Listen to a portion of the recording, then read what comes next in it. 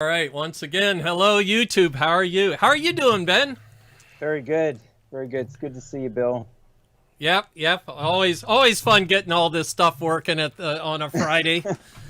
Friday Um, afternoon for me, Friday morning for you. That's right. That's right. Let me just mute So, the YouTube so we don't get echo here. yep, There, good I've idea. muted it. It's working though, so I'm actually going to close that tab so we don't get the circulating. Okay, I don't hear it right now, but so while you're doing that, last week, I'm going to talk, there was some talk going on in the chat channel. We were talking about Medusas, and somebody had mentioned, gosh, I forget who, about using fingernail polish to color code this stuff. And I'm going, what did I used to do to color code my cables? And not just for Medusa. audio. I used to do lights for a small rock group in Marion, Indiana back in the Yeah. 70s. And I had all these color strings of lights. What I used to do is colored tape. I had rolls and rolls of colored electrical tape that I Yep. would, so I could color code my AC power cords as well as the audio cords and whatnot. That's So how it went. that's how we did it. That's how we rolled in the 70s. That's First we made the exactly how color purple, and then we used it. Yeah. Oh, that's exactly how I did it well into the early 2000s, doing audio and/or lighting. Orange colored tape always meant it was my cable and it was audio, for example. Right. Um, So yeah. somebody's already mentioned that okay, the audio sounds good here. Somebody's already mentioned putting capacitors on the RAS line, which is an inside joke about the Commodore 64.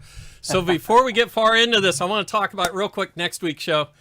Yes, Albert Charpentier will be here. We've already done our video check with him earlier this week. So catch us next week, March 3rd at 2 o'clock Eastern, 11 o'clock Western, whatever you call your Yes. Pacific, whatever you call your zone. Spread the word. Spread the word. Guys Yep. like this are rare and Yes.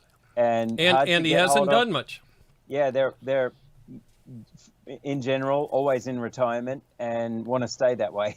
And Right. sometimes don't want to remember all the challenging war stories that we want to talk about.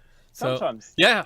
enough time. Yeah, has and passed during the chatting with him, I mentioned the capacitors. This is what reminded me of it, and he rolled his eyes and laughed because he had to go through the same thing. Was production making their own changes to pass the test jig, not necessarily make the computer work better, just made the computer appear to work better. And so we had an inside joke about that. That's actually totally in line with our current theme from last Oh, week and cool. this week of DFM DFA, because DFT is another side of that. If anyone studies and gets certified with either IPC CID and CID Plus, or the same people that basically constructed that course in recent times have created a separate industry body, PCEA, Printed Circuit Engineering Association, just for PCB design. And they've created, Mike Cruden created a whole new course and a new certification for the industry. That's kind of like CID Plus 2.0, let's say. It's Right. it's new, and so it remains to be seen whether it really takes off or not. But he's a great sales guy, so I'm sure it will. But if you study either of those things and get your design certification, what is drilled and drummed into you from the first day of the course and the study guides is Design for Excellence, DFX, which is kind of a catch-all for design for manufacturing, design for, so DFM for the PCB itself, DFA, design for assembly, and DFT, design for test. If you do Right. these three things, you're designing for excellence. But it's an Right. interesting concept that, over the years I've met literally hundreds of people whose sole job is test. They're engineers, they're They're a board level different hardware breed. engineers, and all they Yeah. do is test. Yeah. And that means they're designing all the jigs, they're figuring out how something gets programmed at the end of the assembly line. Right. Right. And How do they're you program deciding- your PALs? Yeah. Right, because test engineering is kind of a pretty specialized thing in and of itself, and it's necessary for every product. And you can really run into trouble if you don't have a good test engineering sort of process. Right. So hey, you what was have a the gray point of all box that? in front of your screen Point- share there. Yep. That's it. Yeah, There you- whoop. I'm loading Eagle because I want to show something. Oh, here. okay. Yeah, we can't see the Eagle loading. We just see a gray box. Now we see two gray boxes. So Probably because I shared just the application and not the whole screen. Give me 1 second. sure thing. So somebody mentioned they used to work with roadies, and they said they also use color tape, but he didn't know if they used the resistor color codes. That's funny. I color code my coax cables, my BNC cables. I'm sorry. Green is 5. Obviously, this is a 50 ohm. My 75 ohms are color coded, blue purple or purple blue or something like. I'm so old, I'm forgetting the resistor color codes. So Dave Adams is a CID plus. Well done, Dave. I know you got that recently, and that requires a few months of hard study, and you're on top of all your years of experience you already had. So, well done. I did it, I think, 2 years ago, and I would say, like, to be a hardware engineer, really the best thing is, do what you did, Bill. Learn by actually doing it. But that can be long and costly if you make mistakes along the way. Right. Not everyone can do that. I personally desired the accountability of having to hand in assignments because I knew there's no way I'll be able to concentrate and complete this if I don't have skin in the game, if I haven't paid for a course, and then I'm being held to account for doing the work. And that was the right thing for me because of my ADHD and other things. Like I needed that. I needed lecturers to reach out to me. Hey, you're late on this one thing. Are you okay? Is there anything you're struggling with? What's wrong? So that's why I went to university and did a bachelor's degree, and it worked really well for me. You don't have to, but they never teach you in university in electrical engineering programs how to design printed circuit boards. No one teaches that. So Right. you kind of fall into it and learn it on the job because they think it's, oh, well, that's just PCB layout. That's simple. No, it ain't. Not these days. And this is why, what we do is gaining traction. What Robert Feranek does and other people who know this art have created a presence because there's a need. So anyway, I'm going off on a tangent. So stay tuned because as you all know, and I announced, I guess on our show, I've separated from full-time employment, and it was always in my plans someday before I get too old to start doing more to teach other people PCB design and hardware design and this kind of thing. So stay tuned. There'll be more coming, and I hope it's useful. So anyway. So wait, we do have a question. What would you suggest to try and get the CID certificate after finishing an undergraduate degree? I would suggest that. How would you? How? I'm sorry, I misread it. Would you suggest to try it? Yes. Yes, I would. Okay. That or the new PCEA one, which is basically the only problem with the PCEA one. The upside is it's going to be better because it's newer, and it's written by essentially the same group of people who are gurus in this industry, and so they've looked at all the stuff in CID and CID Plus that was really good, and they've redone that in a more coherent way. And they've added things that they felt were missing. Right. So it's a bit more, but the issue is you are going to pay for it. These guys love to train and they love to get paid to train people, just like I do. I understand it. Like we have to make a living somehow, right? So. Well, could you teach a class like that? I could totally, and we'll be That might be something working to with think about. I'm working with two other friends in the industry. Okay. Mark Hughes is one of them. Mark Harris is another, and these guys are on our Discord often as well. Very We'll cool. be putting together some stuff. Mark Hughes already had a free course that's based around KiCad called Teach Me PCB, and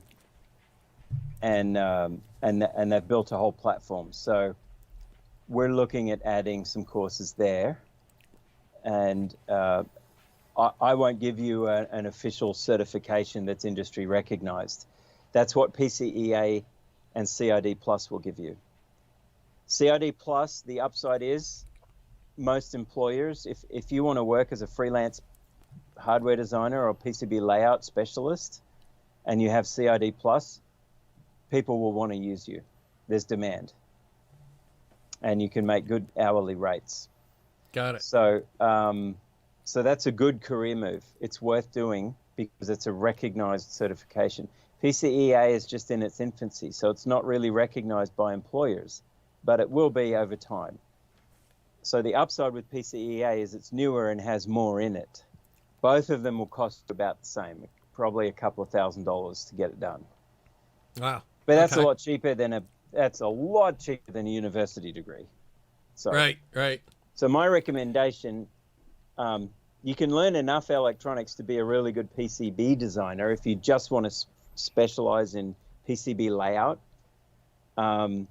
You can probably get electronics that you need from an associate's degree at college, which is almost free. If you go to depends where you go. I guess if it's a private college, it's not going to be free. But they won't teach you PCB design and DFM and DFA. So you do the certification. Coupled with that, you'll be a kick-ass PCB designer. If you want to get into RF, microwave, embedded systems, anything that involves more than just laying out the board and knowing enough electronics to put together the schematics, you'll want to get an engineering degree or the equivalent. Just read the books and do the work. Not many people, Bill, are like you, where they can just learn as much as you've learned without going to university. Dave Jones is another one. He's an autodidact. Jerry Ellsworth, autodidact. Yeah. There's a few in this industry because people who are passionate about electronics will just learn it no matter what. I'd argue back in the day we didn't have a course for how to design a computer. Maybe at the end of a long series of courses you would have all the tools, but there was computer sciences and stuff, but not hardware design of systems that I knew of. But again, I don't know what the curriculums are. Yeah, and now, and that's what I studied in the mid 2000s. I graduated in 2011, so as a middle-aged guy, basically, did computer systems engineering. I started out in electrical and realized I wasn't that interested in industrial plant and machinery and power transmission. Or PLCs or... So I negotiated with the university I went to and I said, I do still want to study power electronics, which is not part of computer systems engineering. But I want to do more programming. I want to do C++ and algorithms and all that stuff, operating systems. I love all that stuff. But I also want to do power electronics. Can I mix these? And they let me do it. So that was awesome. Oh, cool. So yeah, I would recommend, if you can get to university, absolutely do it. It's healthy and good for you. It's not 100% necessary, but it helps having that accountability and skin in the game to get it done. But then look at certification, either CID Plus or PCEA, or both. Do both. If you've got the time and you can afford it, or like it's an investment in you. Think about this. You can spend $4,000 or $5,000 getting those two certifications. It sounds like a lot, but if you do that, then you can, and you understand electronics and you start working as a freelancer, you'll be making six figures within a couple of years easily. because that's the level of demand for good PCB designers who know what they're talking about. Right. Yeah. Very cool. Anyway, we were talking last week. We were talking well, about as I was going to say, we got stuff. chats coming. SX Man said he has taken CESE, which he called Coriolis Effect School of Electronics. Hey, that could Dave be a Adams thing. said CID plus is about 4,000, and Juan said that PCEA is 25.95. So we got some prices in the chat channel. That's actually a really good deal, because with PCEA it's only one certification. That's kind of the equivalent of the CID plus. Got it. Although I'm sure down the road they'll come out with other ones and new ones. So we'll see. All right. Yeah, it's worth. So what are we looking at here? Well, I'm looking at the original revision 3, if you could say original revision 3. It's not original if it's a Rev 3 of the Arduino Mega 2560 done by Arduino SRL in Italy. This is the original open source design.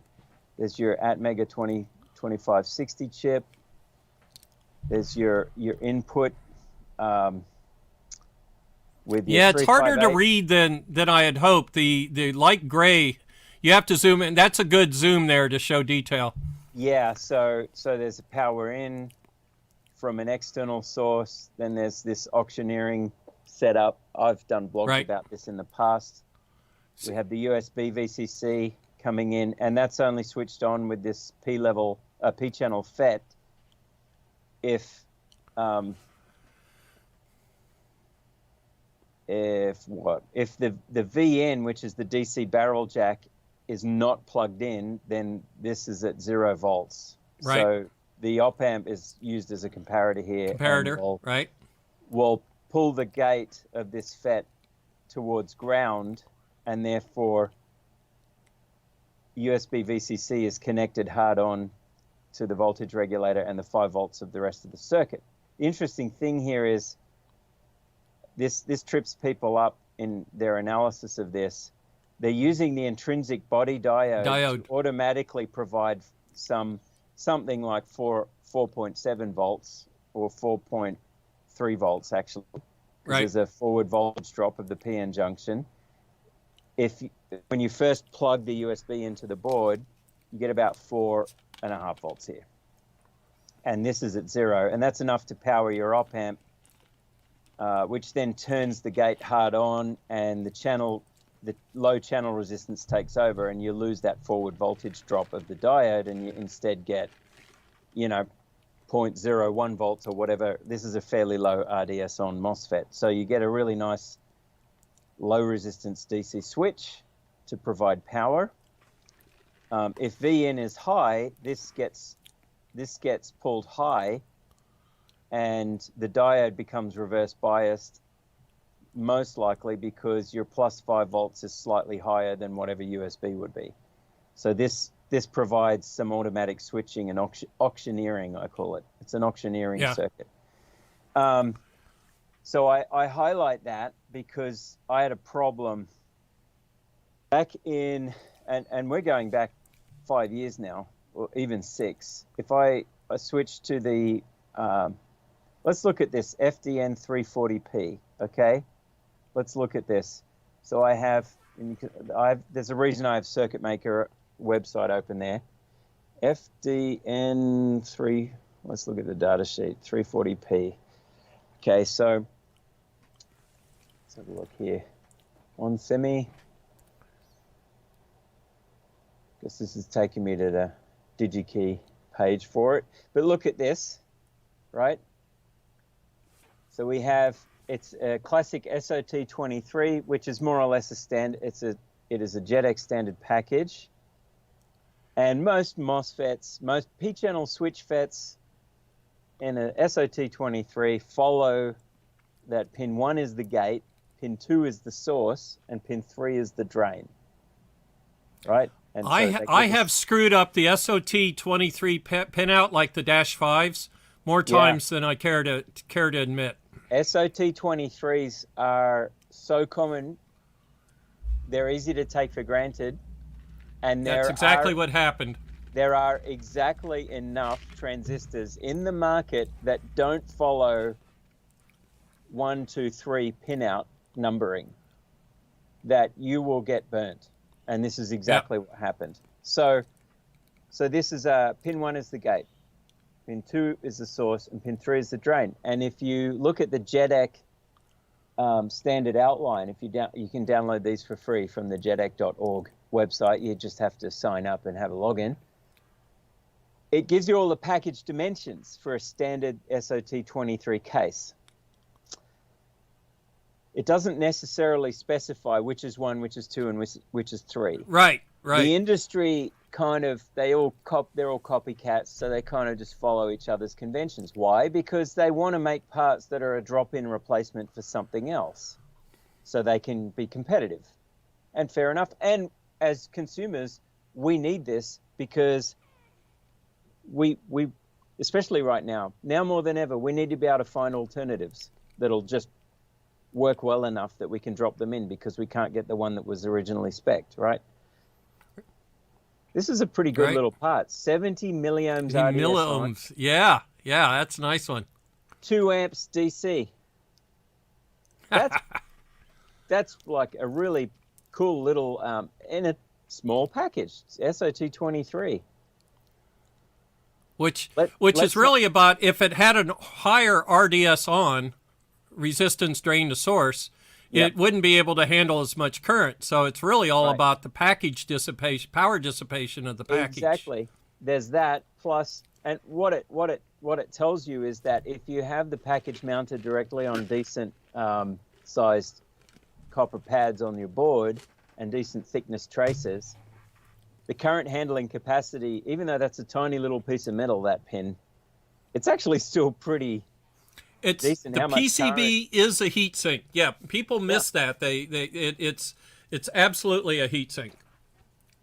That's right. But you can see it has, for the package, it has a massive thermal resistance. That means you do not want to be dissipating power in this thing, because you can't get the heat out of it from junction to ambient. Junction to case is a little bit lower, still really high. Just by contrast, a heat sink like one you would use for an audio power amplifier rated at, say, 100 watts for class AB. You want a heat sink that has a thermal resistance of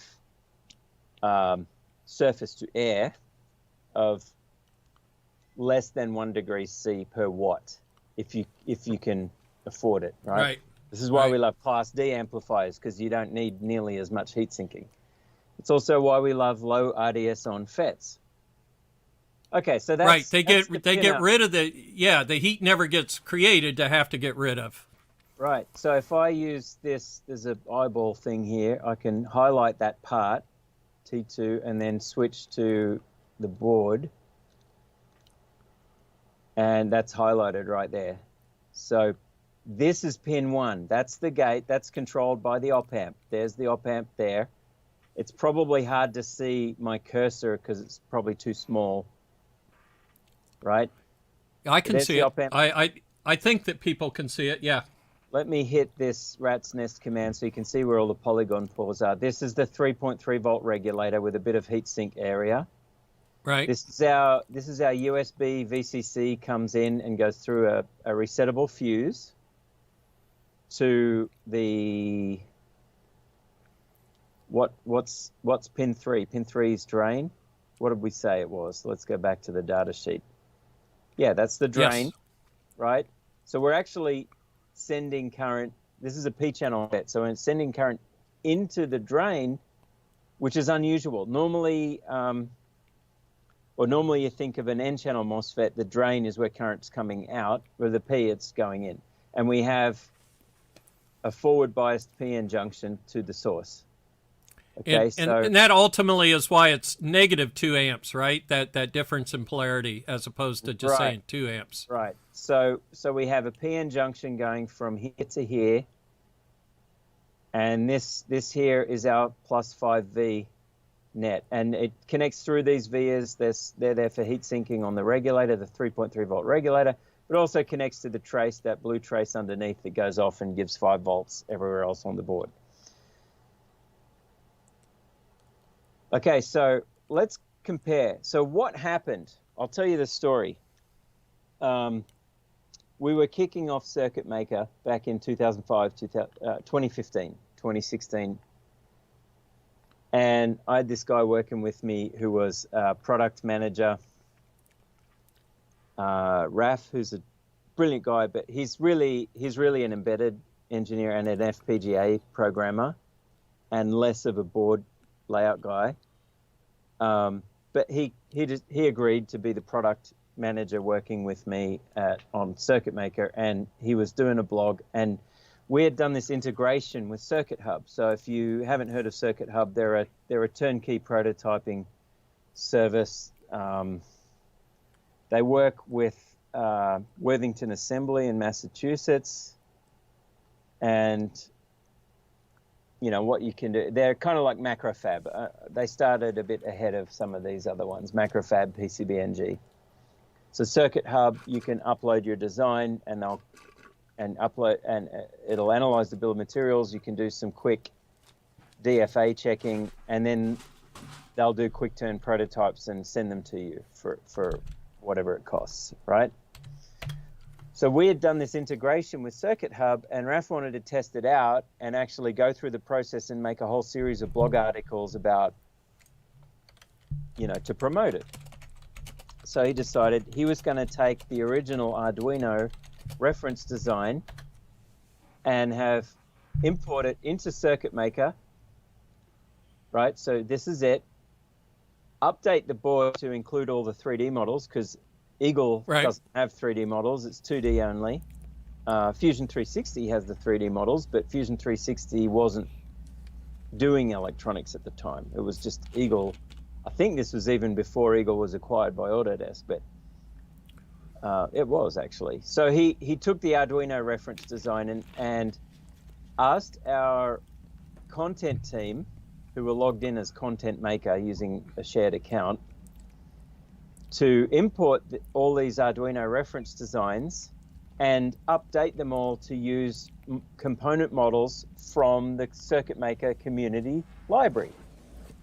The Circuit Maker community library, to kick things off, we had no community to make the library. So we had to seed it with a bunch of components that were from the Altium Content Vault.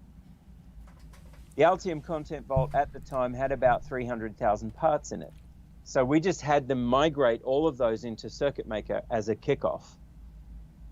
And then they had to add the missing parts that were not on this board. So they created all of these components, not all of these, some of them were already in there. They created them in the library and then released them. The ISO 9001 accredited quality assured content team, I might add. And they actually are really good at what they do. This is no slight on them. It's just making the point that people make mistakes. It's always going to happen, right? Everyone does. Everyone does. I've made mistakes before. I think about 8 years ago, I made a mistake once. But anyway, no, I'm just kidding. So what happened was, I don't know if you can see in the picture here, but this design is still here in the Circuit Maker.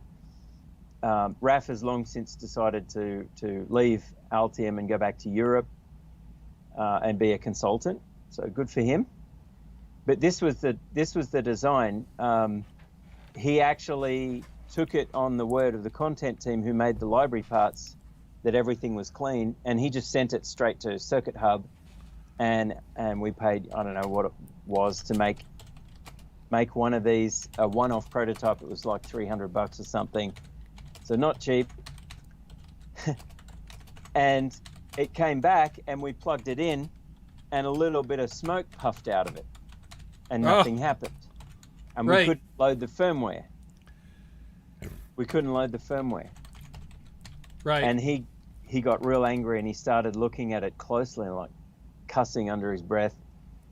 And I'll just show you, because we can look at this same design in 365 now. Here's the schematic. He had actually redone the schematics and linked every part to Octopart. So here's the bootloader section with the 16U2. Right. The power comes Zoom in from, just one more click. There you go.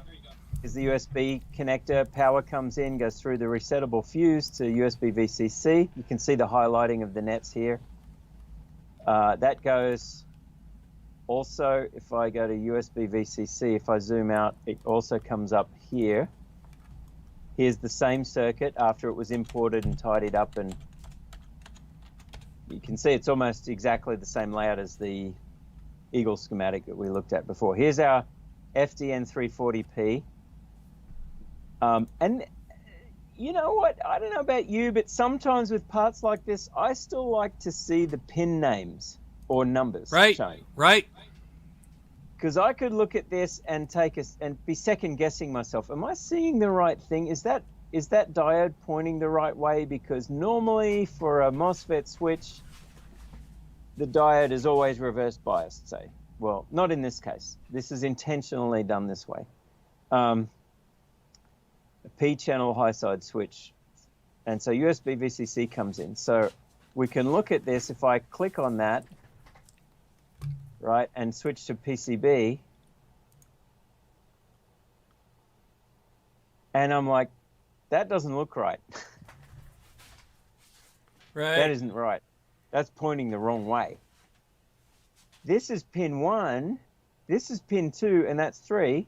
The numbering for an SOT23 is actually correct. That's 1, that's 2, that's 3. But the pin out isn't.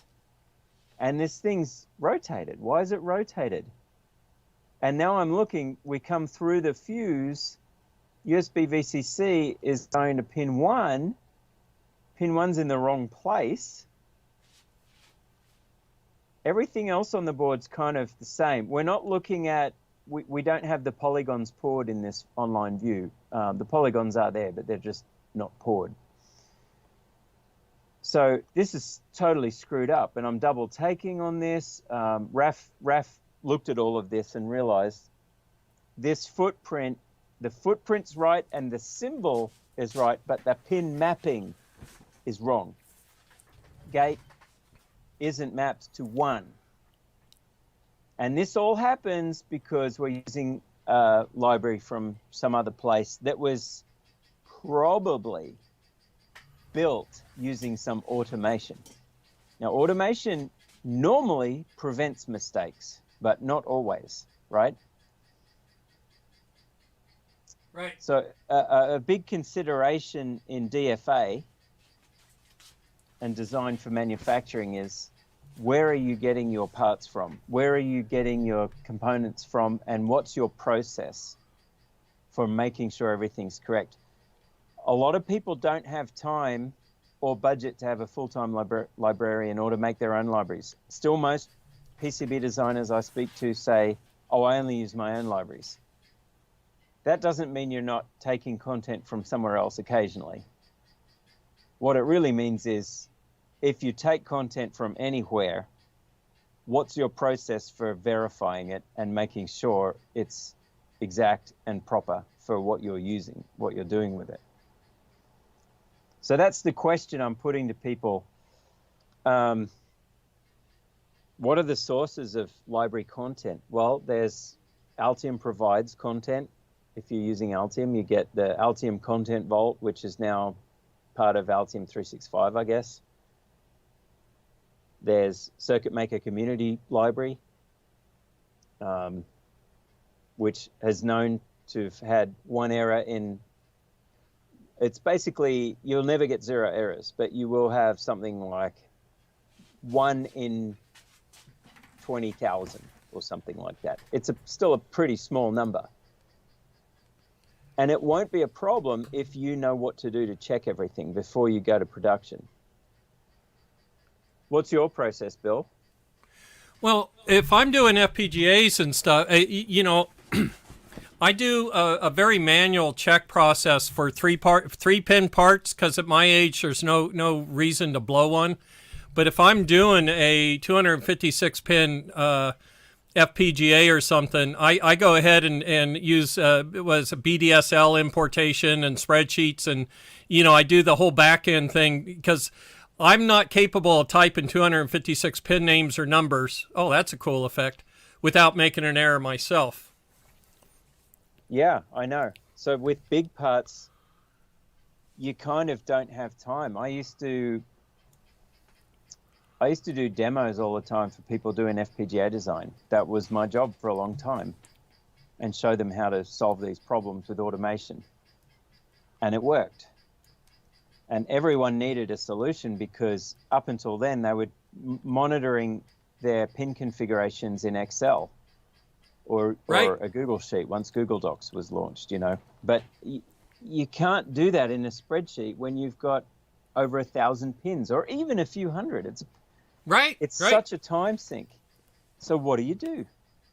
You want to use automation, really, if you can. And there are tools, other tools now that do that. But well, what's the library? Not Library Expert. What's the one that it's a pay service, but you can get it without him, and then there's a free version available that also integrates to Proteus. That's probably SnapEDA, was it? Well, that's an online library. There's SnapEDA. Librarian, yeah. SnapEDA is a crowdsourced thing. You can contribute to it, but they have a verification process. Right. The big battle, Natasha, I've spoken to her so many times. It's actually a really good product and a good service. The problem is overcoming that mental barrier, that exactly the problem I just showed. Like, some of us, almost everyone with, 10 years plus experience has been really bitten hard one time by a bad footprint. Yes. And it's not just, is the pin out wrong? Like, that's a really blatantly obvious problem. Sometimes the footprint will work in 4 designs, and then you do a 5th design, and that 5th design, you keep getting tombstoning for some reason. And this you get head in pillow, and it's because the footprint, just with that design, and the combination of that design plus the assembly process you're working with, it doesn't get a solder fillet properly. Right. And I remember talking to customers way back who were using PCAD, and they were migrating to Altium because PCAD was retiring. They had this really amazing, fancy library. They'd invested literally tens and probably over $100,000 in building their library, because they had a dedicated librarian and they were paying that person. And all their assembly feedback went back into it. And one of the things they had was they would have 0402 or 0603 chip components, and they would have little flag-shaped openings in the solder mask. Okay. They wouldn't just... I lost your audio. That was weird. We heard him and then we lost him. And it dropped out cleanly right in the middle of your conversation. Okay, we lost. Say something. So yeah, while Ben's doing that, it may have been Ultra Librarian that I was thinking of, and Altium did have hooks into it last I saw, and Proteus has hooks into it, or at least they send you out to the Ultra Librarian site to get some of those footprints that they then use inside Proteus. So we're also talking about having misfired on SOT packages. Somebody mentioned that they actually rotated and flipped it upside down. Last time I made a SOT package error, I was able to flip the part directly over, bend the leads, and just solder it in. And it got me through my R1 release without a lot of hassle. So the other thing, Ben mentioned tombstoning. If you don't know what that is, tombstoning is where one of your, I like the way Ben did, this is an 0603 and this is an 0402. Tombstoning is where, when the package is laying flat on the board, the surface tension of the solder will pull on one end and the part will flip up in the air. And if you ever see them on PC boards, they look like a bunch of tombstones. So tombstoning, yep, I was just explaining tombstoning that you had used to everybody. So you were saying we lost you right as you said there was that cone-shaped thing in the solder mask. Yeah, they had custom solder mask in every footprint. They had a human-designed custom solder mask on every pad. Okay. Because they leveraged all their years of surface mount assembly experience, where they'd seen every problem and found all the optimal solder mask shapes to use. Right. Now, you're never going to get that in community libraries, right? So you have to decide. Oh, then there's other practical problems. What layers are you using, right, for this and that? Right, How does that data map into what you want to use? You've got to find some kind of ingress process where you can normalize it all, and that's a hassle. Which SnapEDA does a reasonable job of telling you, you pick which family you want. In some cases, you run a script that's meant to convert Mentor to Altium, for example, and they're making some basic assumptions like layer 15 is a graphics layer or something like that. So, yeah, you can get a part that's perfect in every way except that it's wrong for your stack up. So, again, it's a very manual check. I can see your camera... Yeah, I've got. You've now got a second camera working. Oh, that's cool. Right. So this is. I just got this USB microscope. I thought I had one somewhere. Yeah, but I got a couple of those. I left it at Altium when I left, but let's see if I can get this. So let me ask you this question about tombstoning. Isn't that more often caused by the way the designer, oh, that's ugly, the way the designer routes the traces, though? How often is tombstoning caused by a bad asymmetrical or whatnot footprint versus the way size, direction that you run traces to the pads? I'm sorry. I was concentrating on my Okay, let me know when you're ready. I'll ask again. I'm sorry. Ask again. I'm listening. All right, so tombstoning, in my experience, was usually caused by the traces that ran up to the footprint, not the footprint itself. If the footprint's nice and symmetrical in the case of small packages, but you can't run a big old fat trace on one side and a thin trace on the other side and have uneven thermal properties. You need to follow some rules as to how you do hook to those packages. Am I wrong? You do. This is why you have rules like SMD to corner. Right. And neck down. Neck down is the other one. So neck down is how, if I go back to screen sharing real quick, I'll see if I can find some neck downs.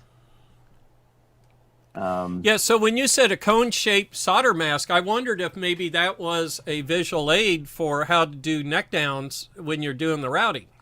You see how the footprint pads are wider than the here. trace? Let me let me bring you all the way to the top here, and we'll take a look. So neck down, basically you have a certain pad width, and the trace. Right. The neck down is the maximum allowed width for the trace going into it. And that also controls your thermal relief widths. Sometimes they're separated rules, but you can see that the pads that have connected to ground polygon here, and there's a thin thermal relief. That's in Altium, that's a separate rule controlled specifically for polygon pores. Right. I think it is here in Eagle too. I should know that by now. But neck down, neck down. That's what neck down is. It's a rule that says the trace cannot be, has to be a certain percentage or less of the width of the pad as it enters the pad.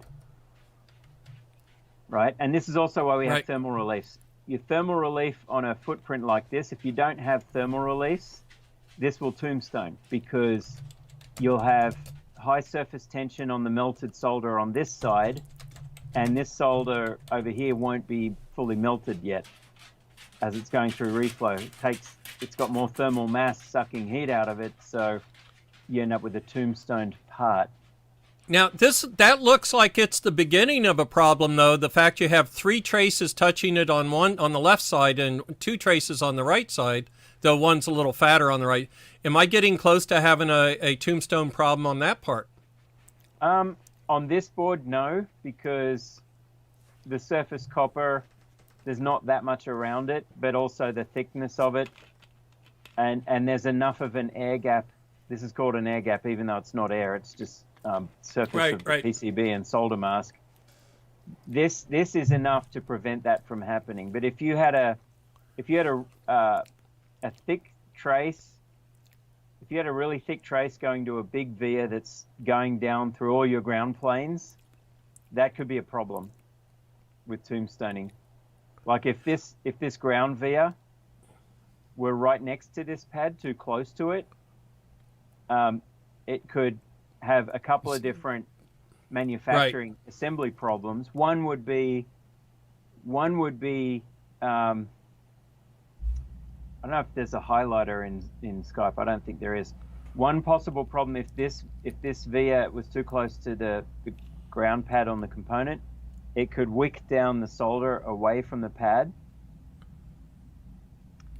That's been a pretty profound problem in a lot of different designs over the years. This was the thing that people hated about QFNs when QFNs came on the market.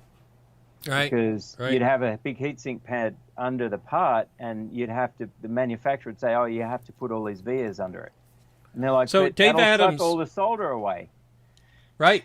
Dave Adams just said if both pads had the same trace width coming out of it, then the pads heat equally and should not tombstone.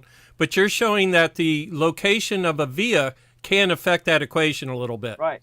So it wouldn't happen with a chip like this, although with resistors and caps, small chip components, you get tombstoning and head and pillow.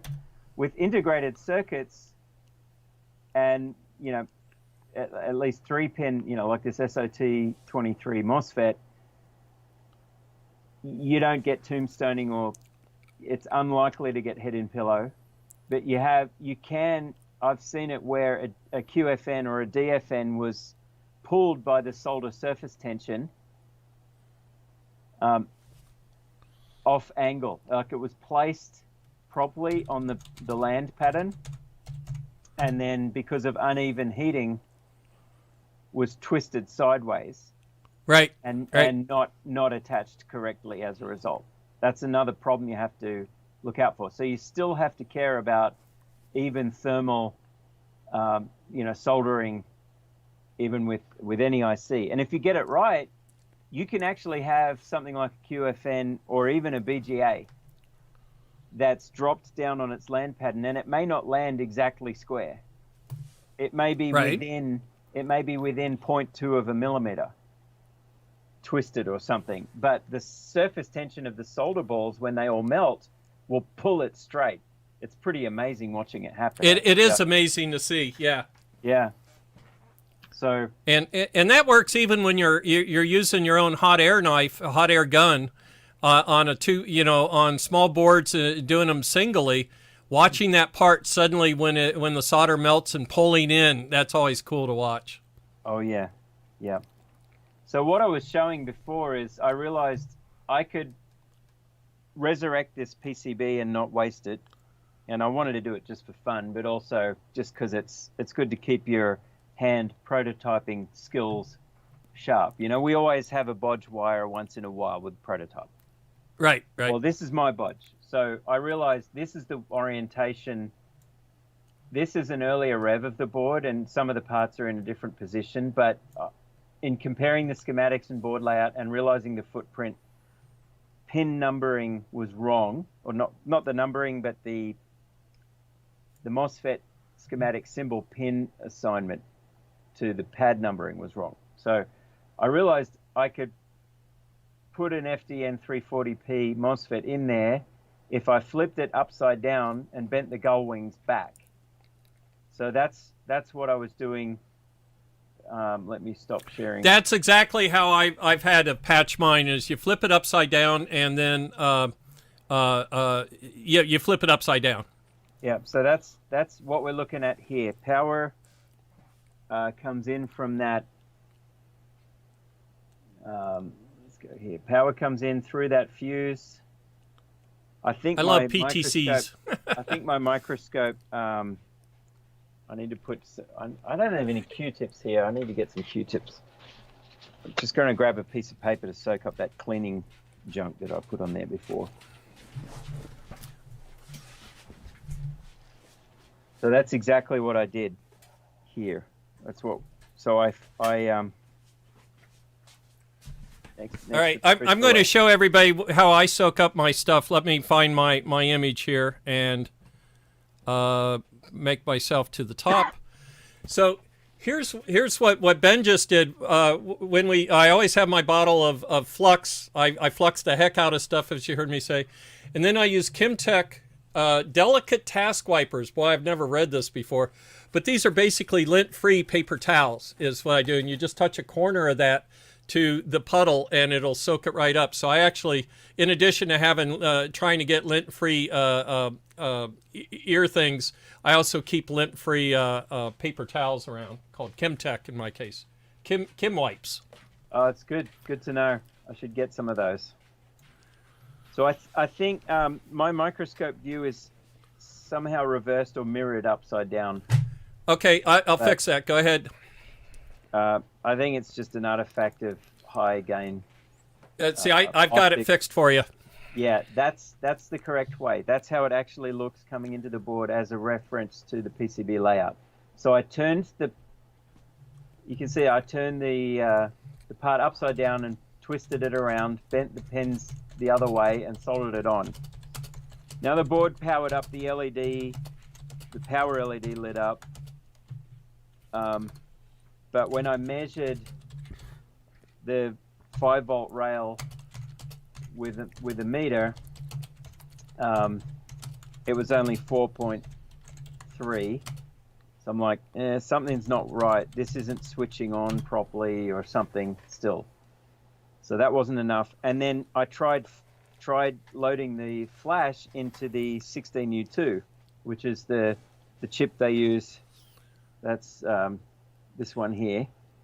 And that one looks beautiful and clean right now, but there's a story behind that.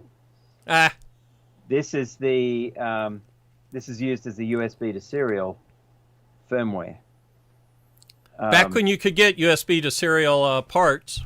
Well, this is a microcontroller, a USB microcontroller. Right. The 16U2. Yeah, that's true.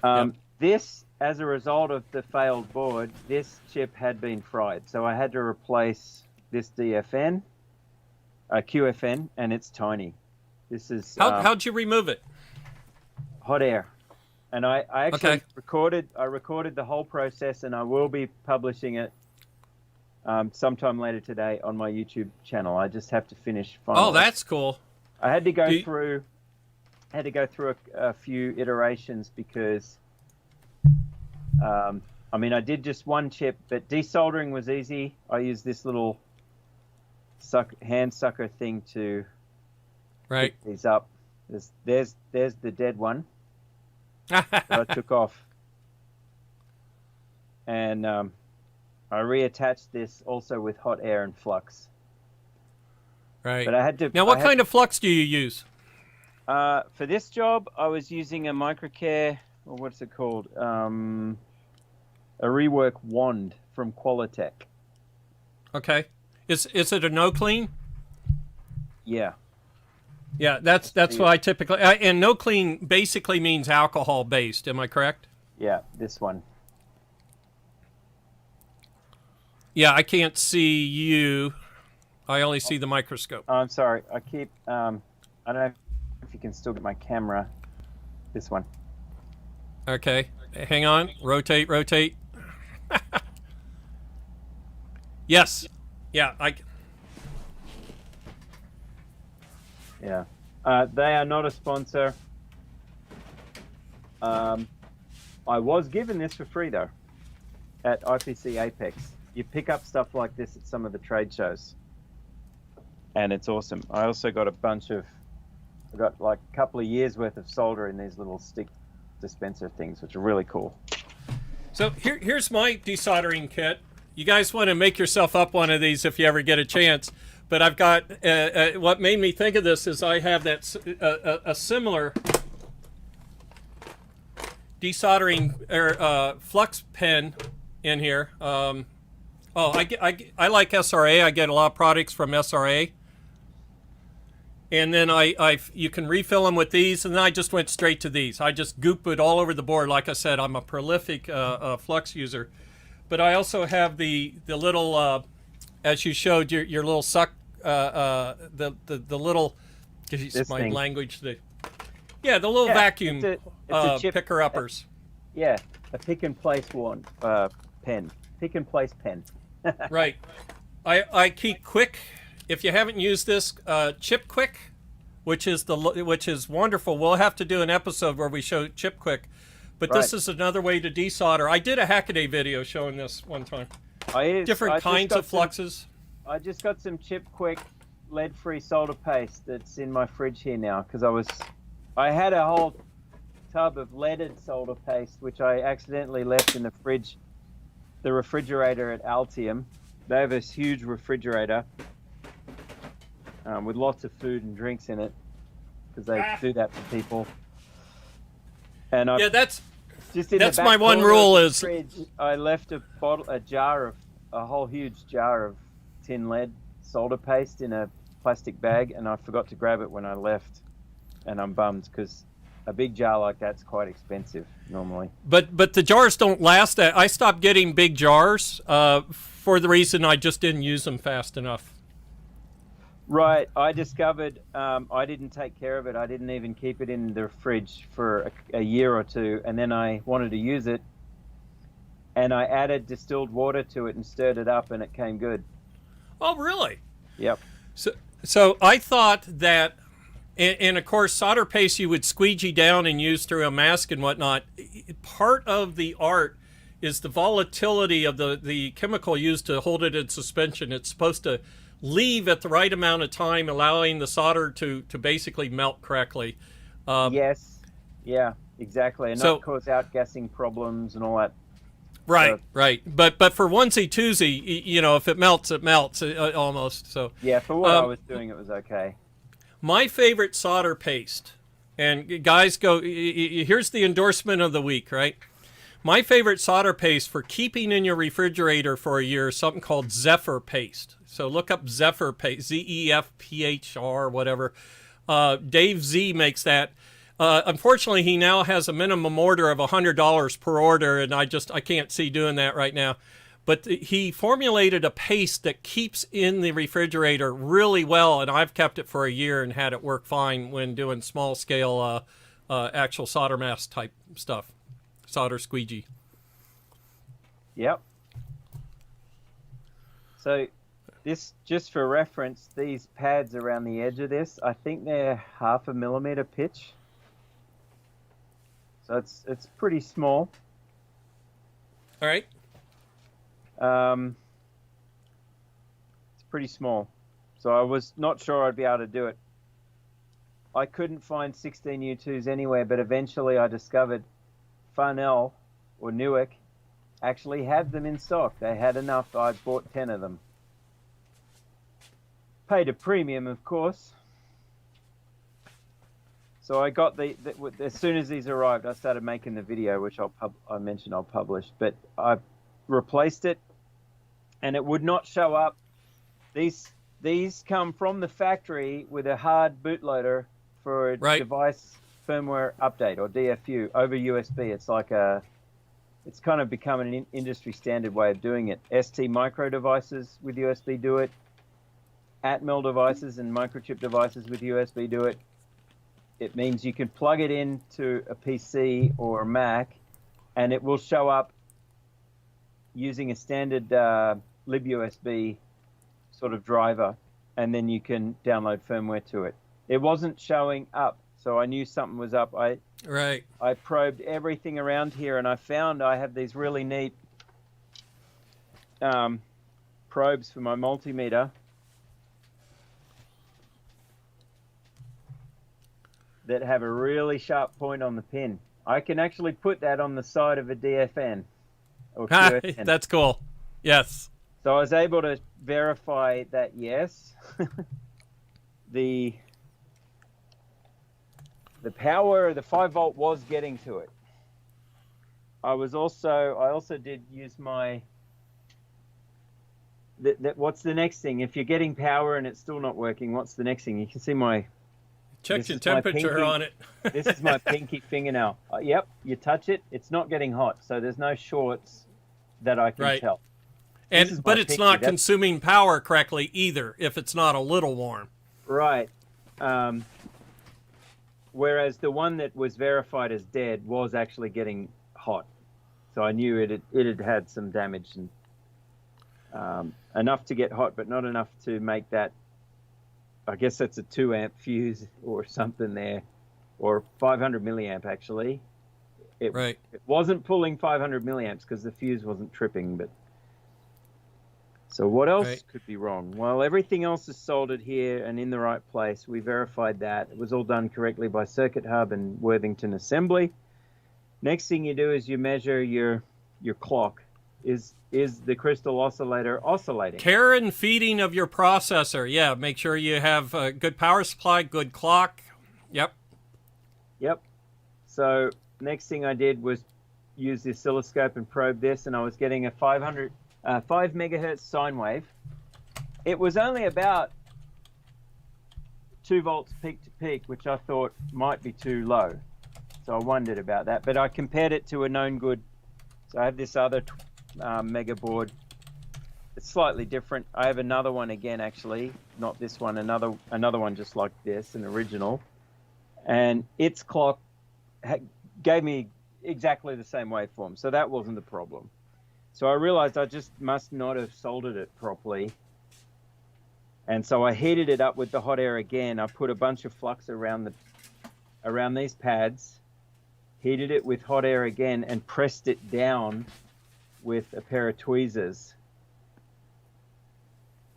Oh, that's your little vacuum pump. I got one of them somewhere. Yeah, they're talking about this in the and I also tried one out of an aquarium, and it worked okay.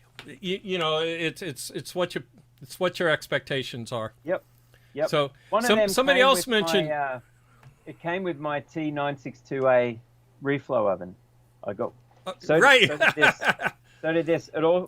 This thing came with it as well. It all came as a kit, which was pretty cool.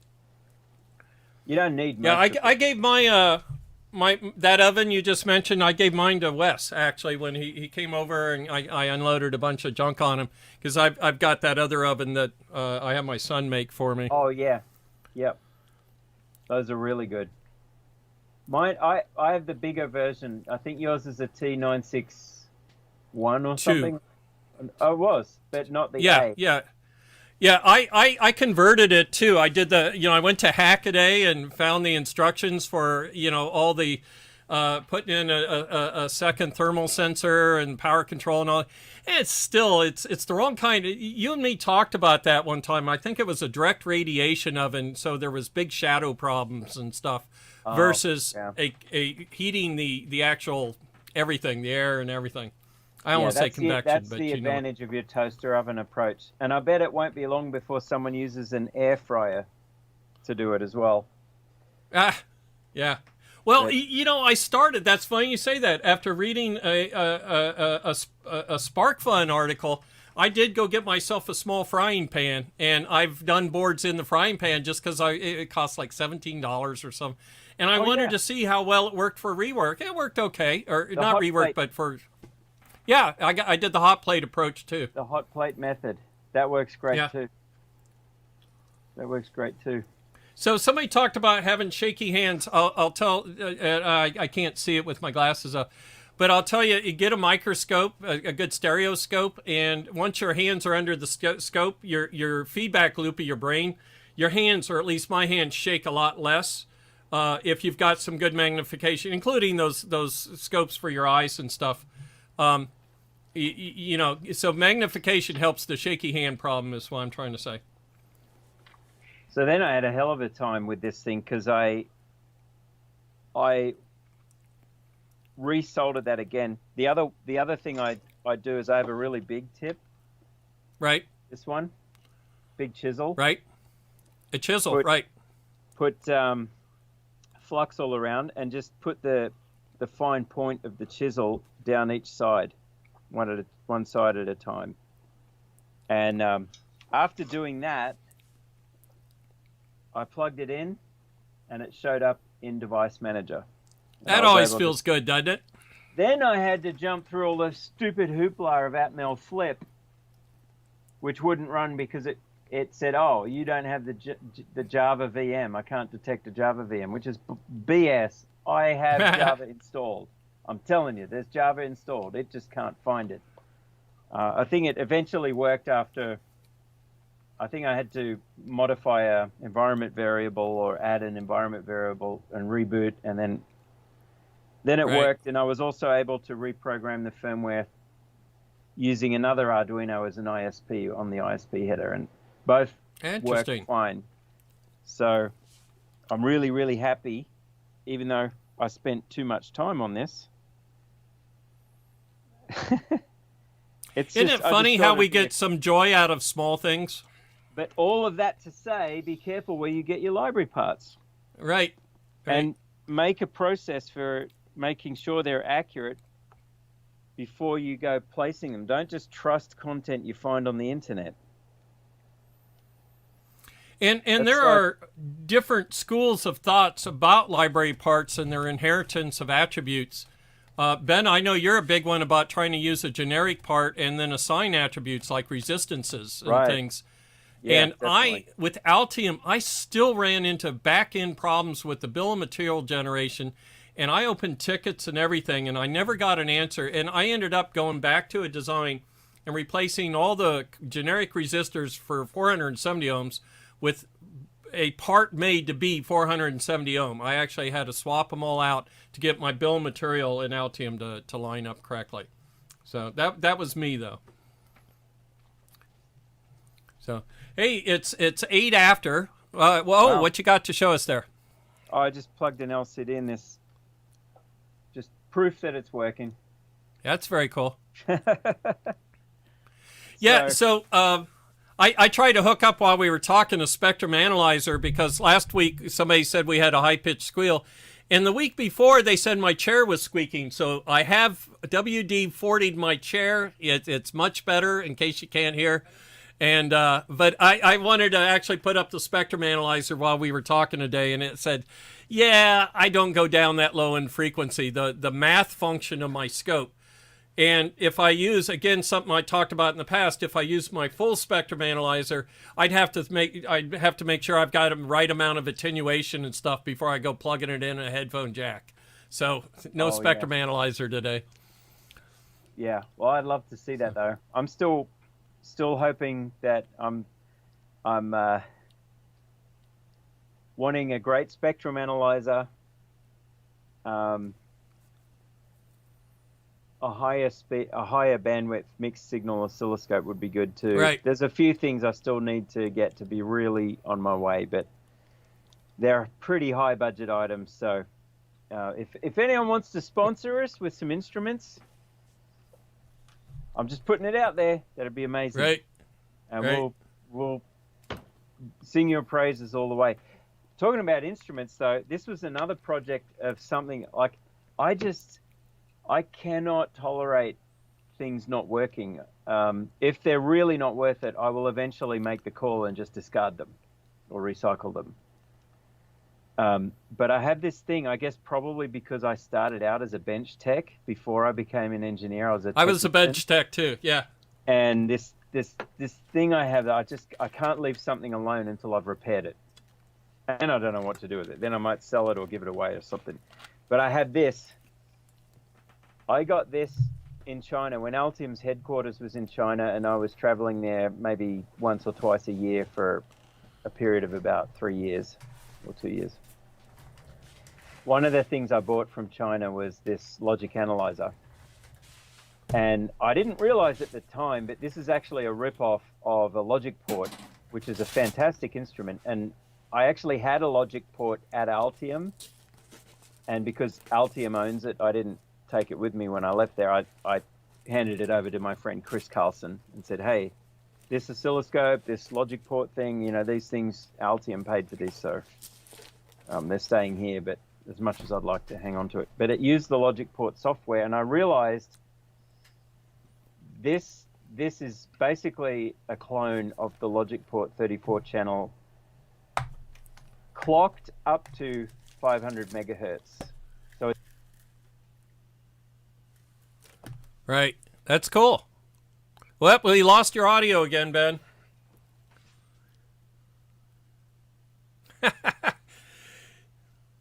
So did you, yeah, it looked like the LED was even the wrong color on it. no, I'm just switching back over to the webcam. Yeah. It's about time to close up too, but you just. I wanted to say, this I think is a clone of the logic port, and what logic port did to stop these, I didn't know, because I paid a lot of money for this, not as much as a logic port, but a decent amount when I was in China, and it worked, and it's awesome. Worked great. Used it for a couple of projects. Then I plugged it in on a Windows 10 computer and tried to install the driver, and the driver seemed to install correctly. And then I ran the logic port software, but it was a newer version of the logic port software, and this got bricked. Ah, wow. Do you suppose it was because of was it because of a clone USB chip? You know how they were bricking the USB chips? I thought it was the FTDI thing, the FTDI gate scandal, because this does use it uses an FT245. But I checked this, and I can open it in FTprog.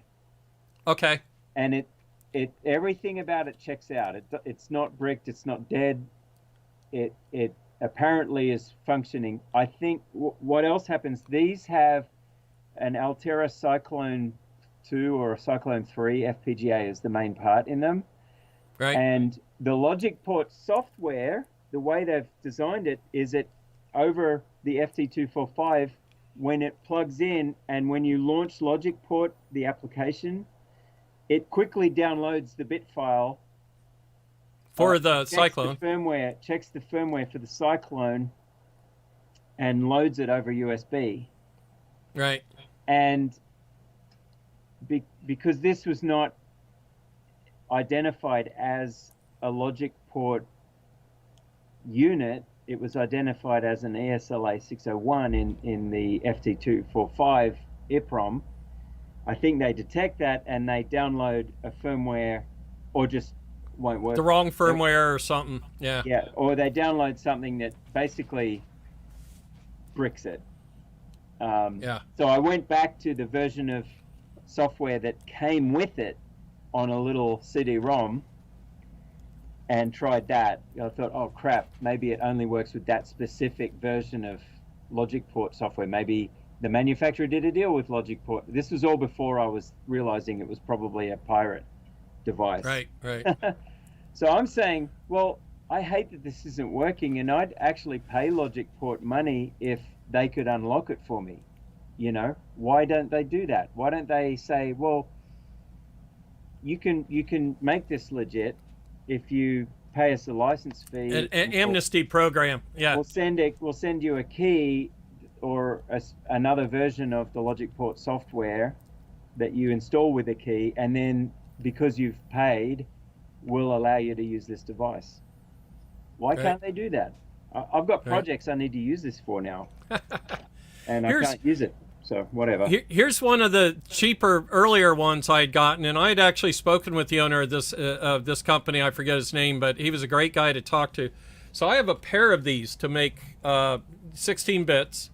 But then here's when I spent a little more money. I have a Digilant for and this is a great device. The Digilant, there's an analog one and the digital one. Those are actually cheaper. They're about $200, a little more than $200. Yeah, $200 to $400. Yeah, depending on what kind you get.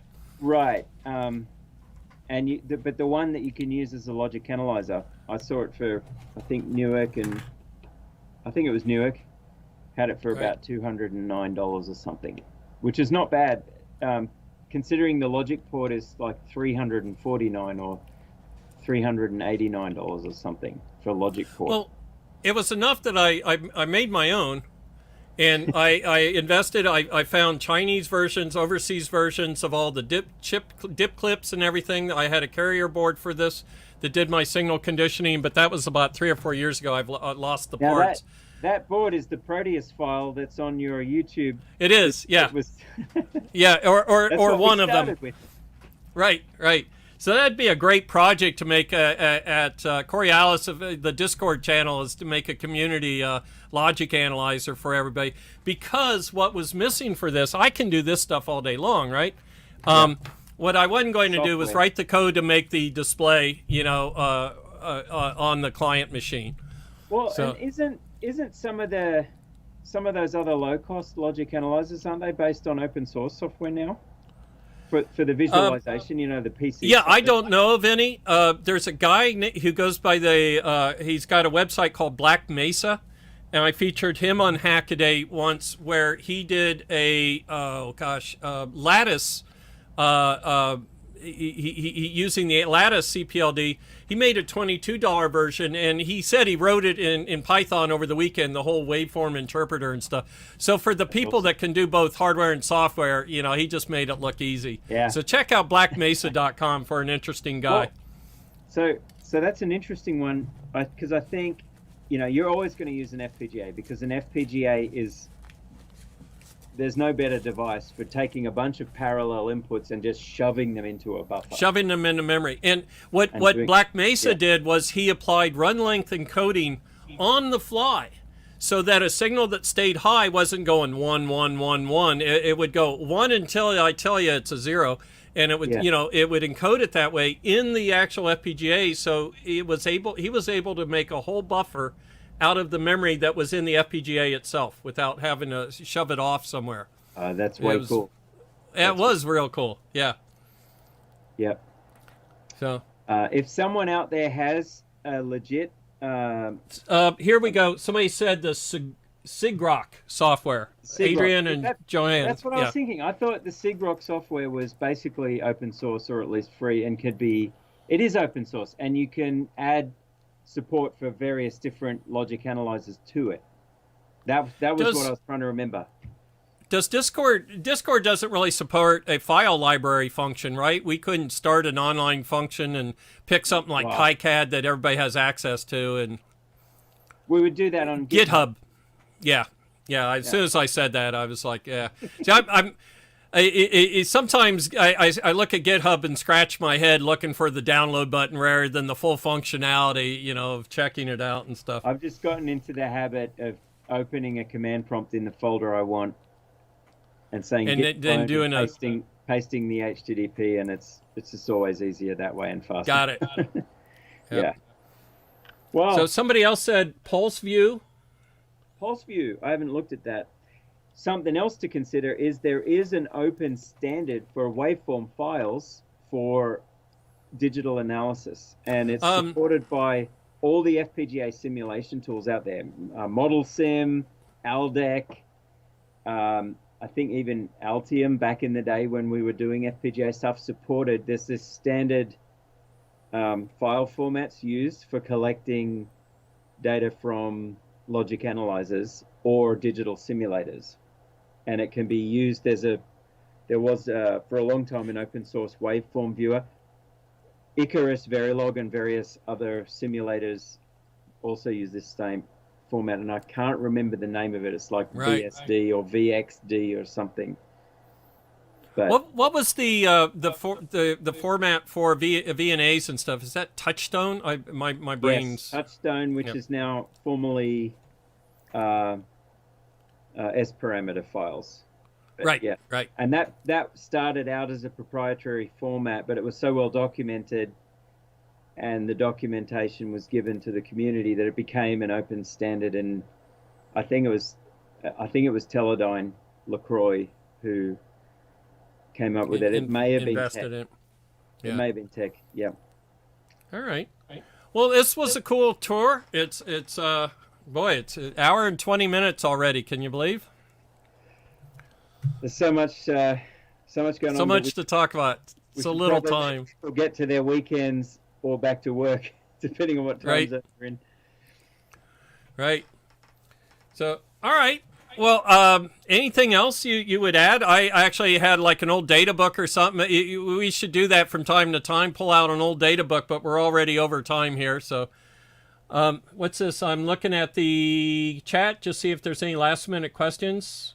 What was the name of the device again, Ben? Which device, Mario? The one that I replaced was... yeah, I'm not sure what he's asking. The device I replaced... No, the one I was holding up. Yeah, that... This is a USB logic analyzer. It's a clone of a logic port, and it's an ESLA 601. And I cannot help but wondering if I could get my hands on that logic port again and use FTprog to copy the contents of the FTDI EEPROM and duplicate it in this one. I couldn't have them both plugged in at the same time because they'd be a duplicate, but I bet that would make it work, but right. Maybe not. So Electron Ash said the best project for a USB analyzer project is called COLA, C-O-L-A. So I hadn't heard of that before. So yeah, all right. Unfortunately, even though it's a clone of a logic port, whoever did the cloning didn't make their schematics or PCB open. They've pirated it. They've pirated and then it didn't share it. Yeah, their own business protection, which is ridiculous. Right. Yeah, but otherwise, if I had the schematics for this, I could, add this to that open source software project for logic analyzers and make it work for that with a different ID. Right. But whatever, doesn't matter. So, all right. Well, in closing, I'd remind everybody, hey, catch us next week if you're a Commodore fan for the Commodore 64. We did a schematic teardown. This is great timing. We went through the schematic. We're literally going to do that again with the guy that architected it. Yeah. Incredible. And the first thing he said was, "Oh, the PLL and that." I'm like, that's where I started when I showed it to everybody. So we're going to start with the funny power requirements and the PLL. And so I'll ask all of you if you have any questions about the Commodore 64, the Commodore VIC chips, Commodore in general. Get it to us in our Discord or find a way to message us or whatnot. And we'll compile a list of those questions for Albert Charpentier, designer of the VIC chips and co-architect of the Commodore 64. And that'll be next week, March 3rd. We are so lucky and privileged to have him join us. First time he's done it in 30-some years. You guys have no idea.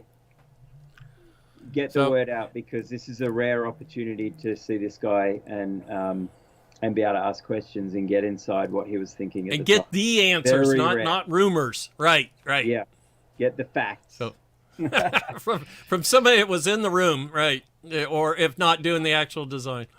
So, okay, Ben, it was great talking with you again. I hope you have a good weekend, everybody, and we will see you here next week. Great to see you.